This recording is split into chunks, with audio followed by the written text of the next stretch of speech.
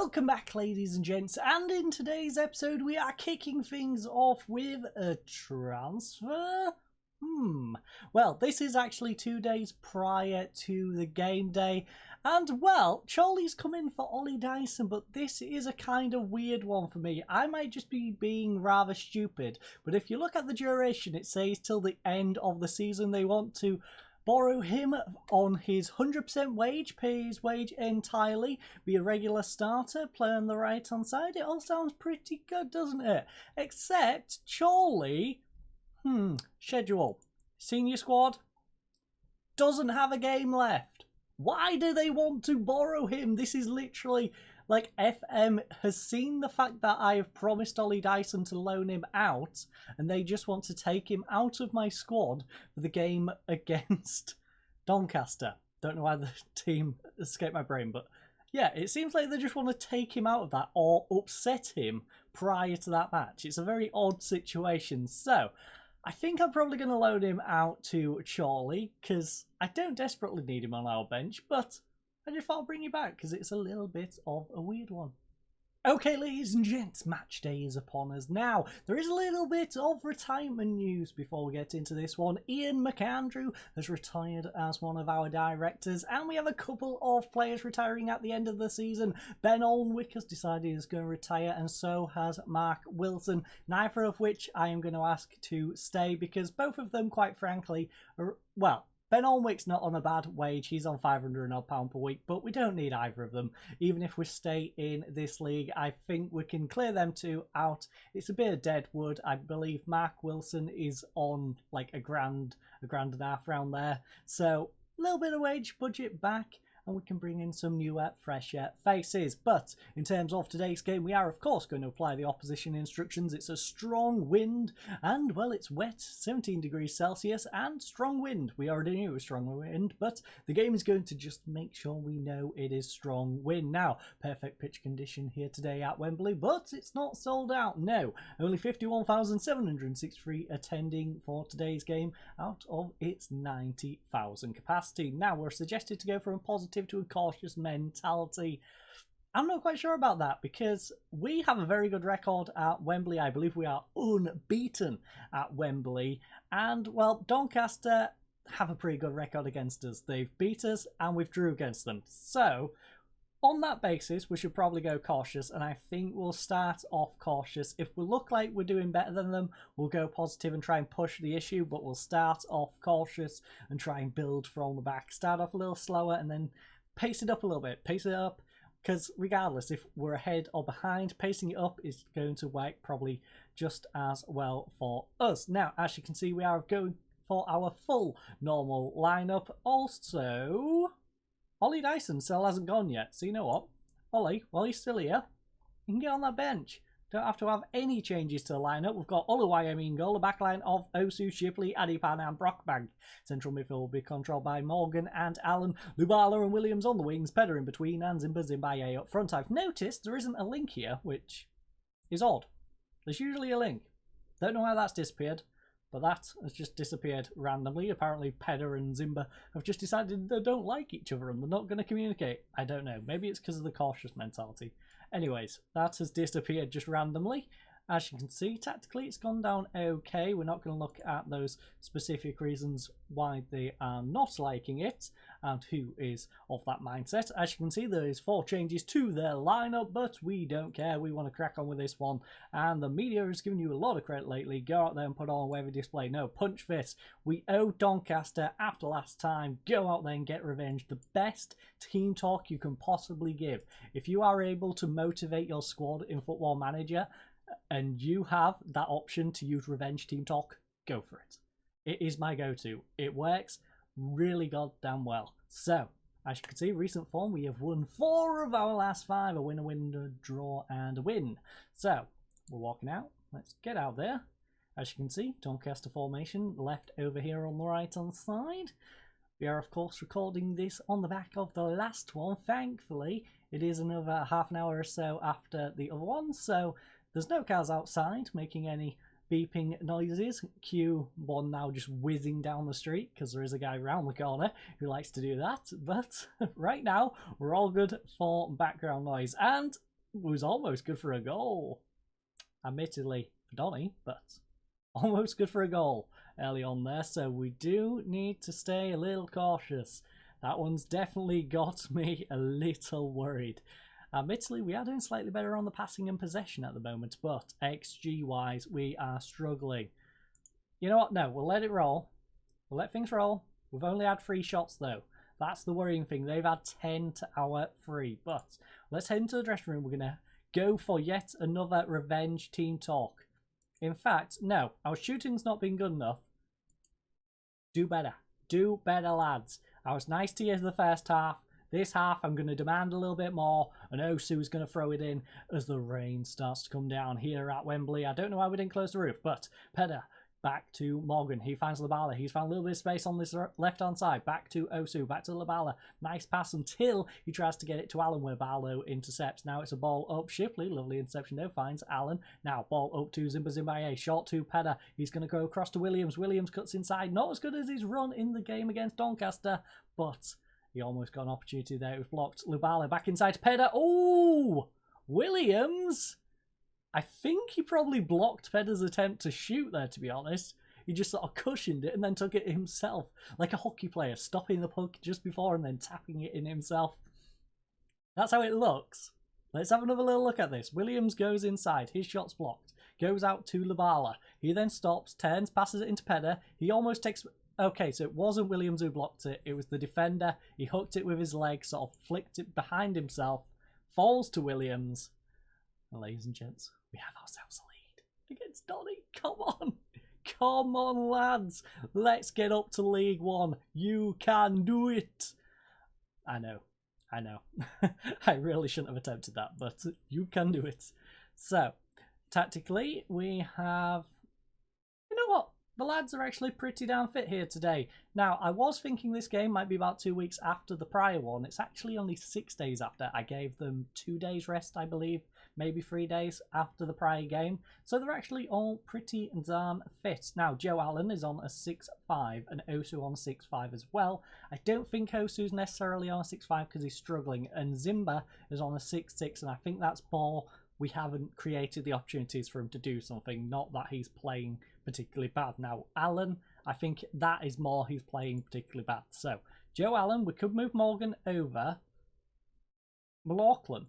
There's a 1.5 there. Pedder can drop back there. You know what? Pedder, go there. And then Morgan can go there. And we'll bring on Norwood. I feel like that's the plan. It seems a little strange being 1-0 up in a game that we shouldn't necessarily win and then bringing on a striker.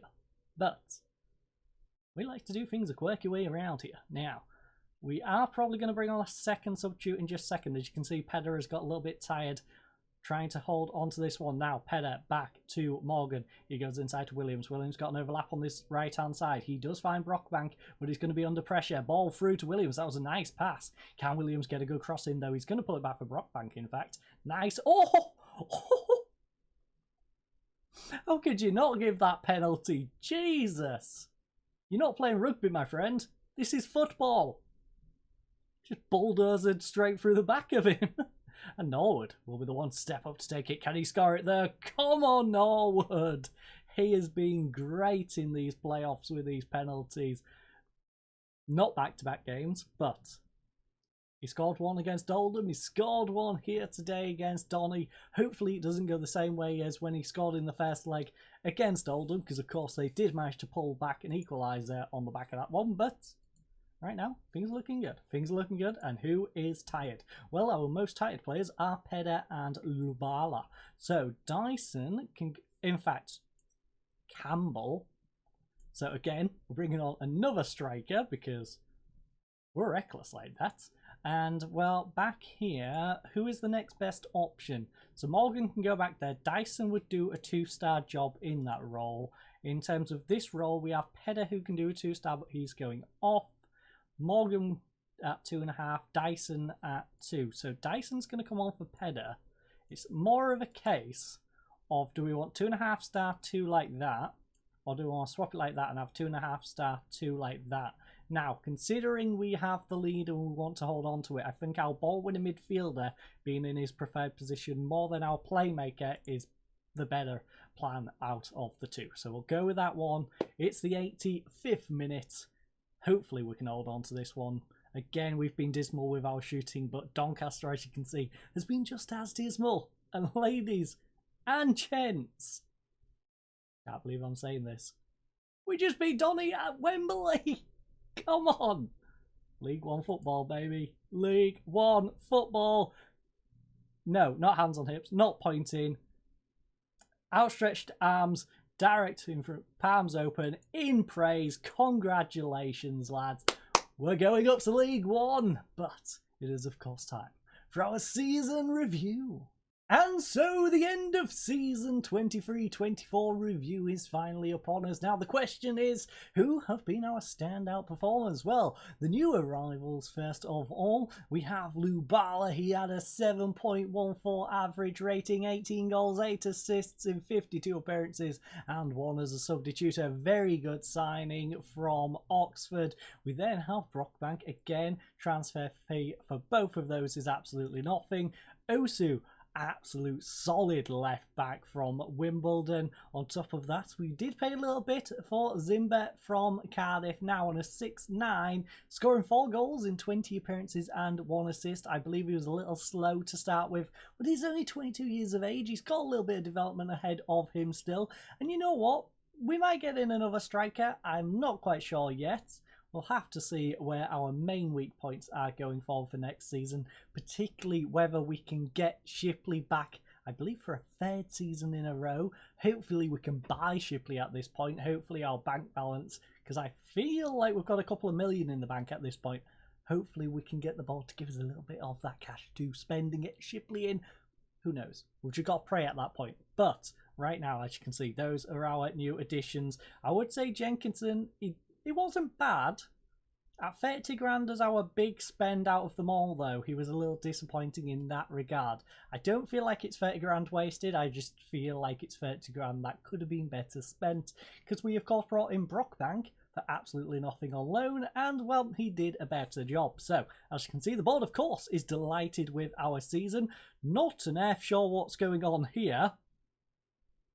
That's an interesting one. But Jaden Williams and Barely... I want to say Beryl, Lubala and Williams being the competition top goal scorers, both with 17. Not quite sure what this is overlapping itself with. Will it fix it if I go like that? No. It's doing it across the competitions. So, that is how we got on in each of the competitions. Not going to go through them. You've seen how we got on. This is an interesting spell here from the 23rd of the 9th. Down to the 21st of the 10th.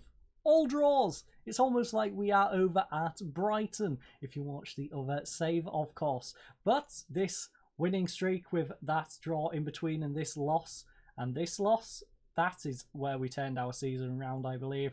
Now, there was a rough spell here. 3 losses in a row to Lincoln, Donny and Cheltenham, but we bounced back against Stevenage, Accrington, Stanley and Rochdale. And yeah, look, we had a nice back end of the season as well. But what are those moments to remember? Well, the biggest win came against Grimsby in a 4-1 home win where Armstrong scored their only goal, and that was the second goal. He got an equaliser to Campbell's goal, but then Lubala, Williams and Dyson said, no, we are winning here today. Now, the match to remember apparently is a 1-1 draw away to Doncaster Rovers.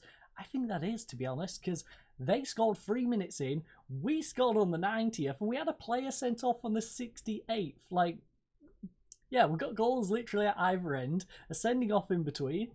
It's not too shabby. The goal of the season, though, does, of course, go to Zimba for his 12th minute effort at home against Swindon on the 24th of the 2nd. So, let's have a little look at that one.